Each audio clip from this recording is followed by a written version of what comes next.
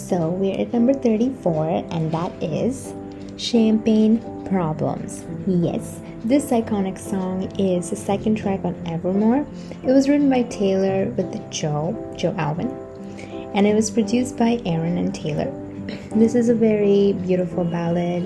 It was based on piano, along with a very lo-fi guitar riff that is accompanied with it. Anyway, so this is actually two perspectives.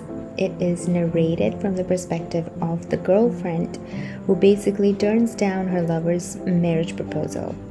And she says that this is because of her issues, and she terms them as champagne problems. That is, she doesn't think those are really important issues for other people to understand, even her would-be fiance or like anyone. And so she thinks that no one's actually going to understand why she did it, and they're gonna think that she's somehow messed up in the head in some way or the other. And she's taking responsibility, and she's leaving, and she's hoping that the guy would get someone better who would treat him better. So yeah, and it's so beautifully narrated. The song is it's phenomenal when you get to hear it. And like, I was phased the first time I heard it when Evermore came out. So this was the second highest charting song from Evermore when it came out. It peaked at number 21 on the Hot 100, and it was written in 2020 itself. My favorite lyrics from this song are, "But you find the real thing instead, she'll patch up the tapestry that I shred," which is the hope.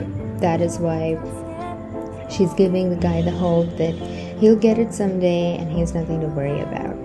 It was first performed in the Eras Tour in Glendale when it began, and it is a regular part of the set list, and we get this beautiful performance that she does on piano, which is so fitting during the Evermore era. And so this is one of people's favorite performances and everything, because she is like really good at writing bridges that we know, and this is one of the best bridges of her career, and from Evermore as well. So yeah, that's it. I love this song.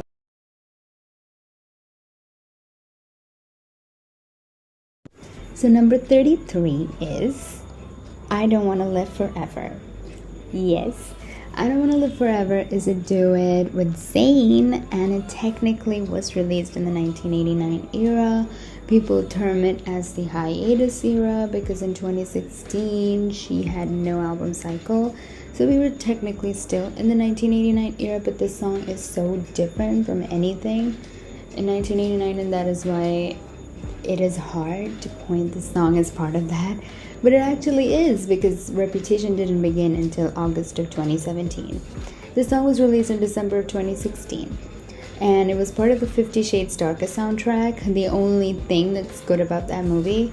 So it was written by Taylor with Sam Dew and Jack Antonoff, and it was produced by Jack. And then Zayn recorded vocals later on. It's a very electropop R&B song, and it's very dark, and it kind of is what Zayn did in his debut album, and it kind of matches his vibe, but it didn't match Taylor's vibe at the time. It was very new for her. Even the music video that was directed by Grant Singer, that was so different, and it was so dark, and it was so vibey, and the outfit that she was wearing, oh my god, at that time it was pretty shocking.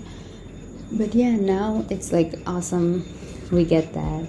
So this song is basically just mirroring the plot of that movie where it begins, where the girl basically leaves after a very weird argument, and they're both like wallowing over each other. The guy's like, I did so much and you just left, and she's like, yeah, I still like you, I still love you, but yeah, there are problems. It's kind of like feeling hopeless without each other.